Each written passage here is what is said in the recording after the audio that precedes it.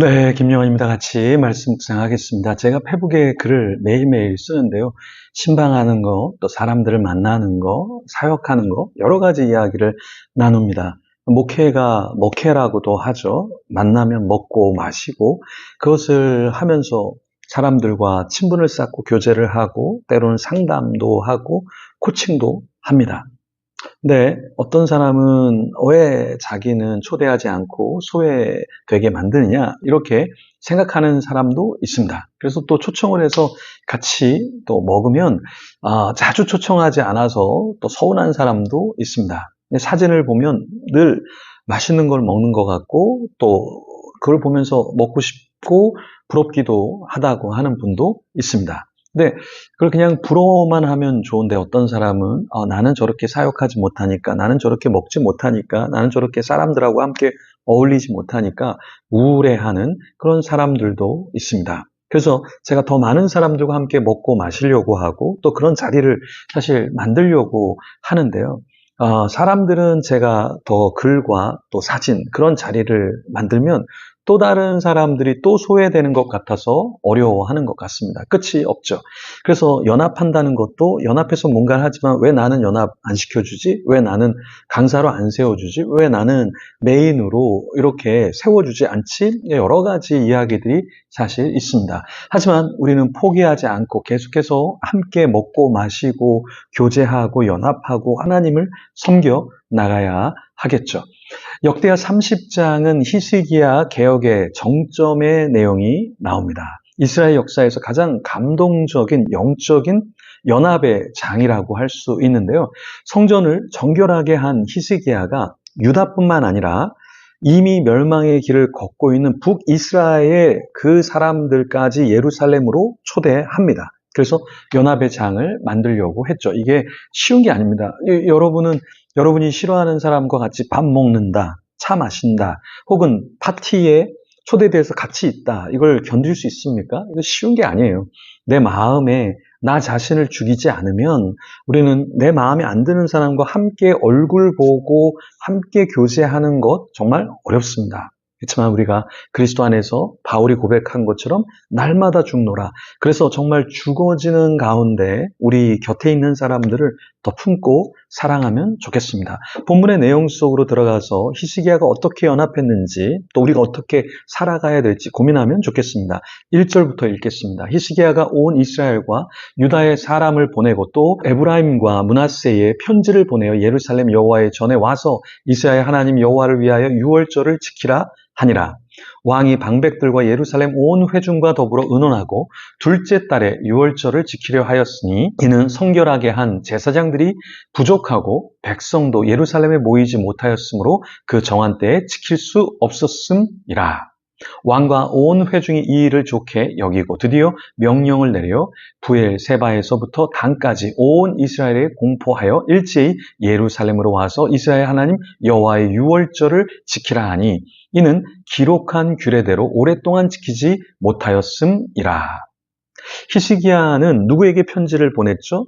네, 에브라임과 므낫세 사람들에게 편지를 보내서 어떤 것을 이야기했습니까? 유월절을 지키자, 이렇게 이야기했습니다. 그러니까 에브라임과 므낫세 족속의 사람들은 유월절을 지키고 있지 않았다라는 거죠.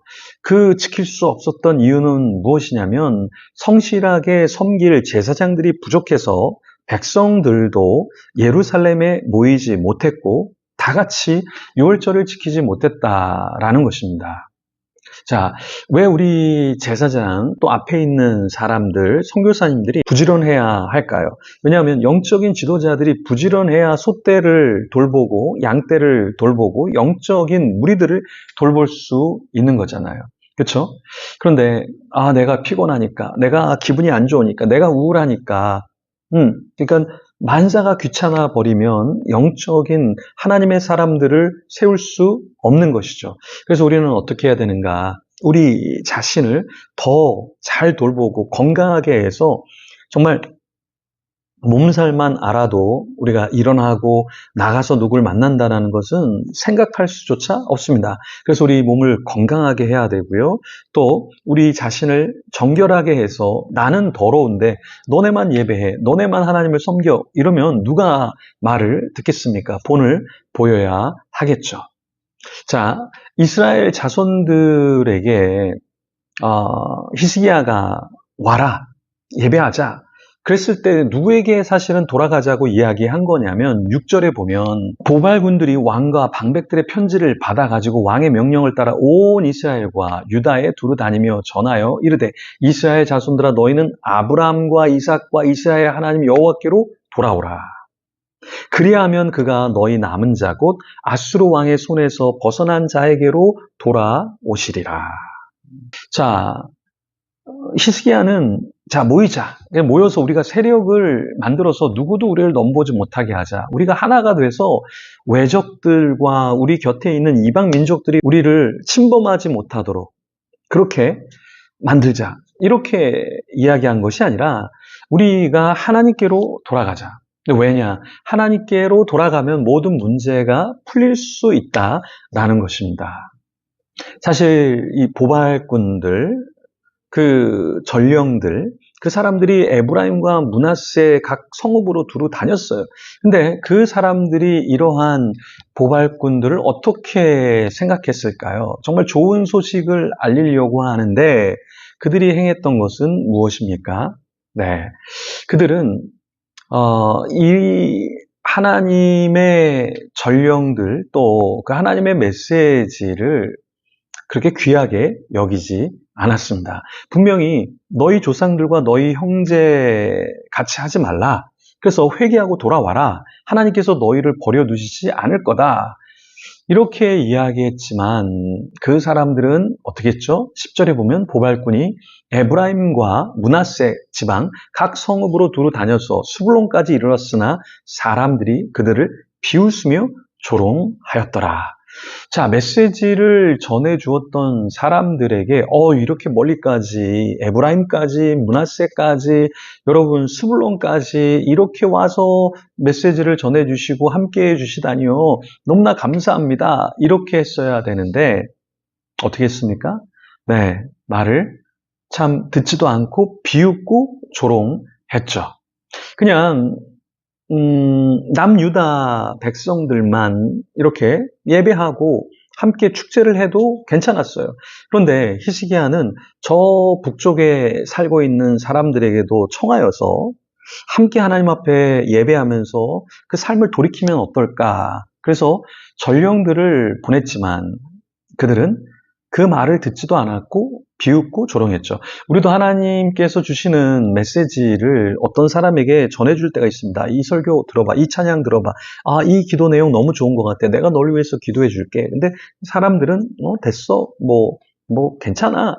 이럴 수 있어요. 제가 교육자 수련회 갔을 때 예전에 부목사로 있을 때 어떤 목사님이 젊은 목사님이 손을 다쳤어요. 그냥 병원에 가고 약을 발라도 되지만 분명히 가야죠. 갈 겁니다.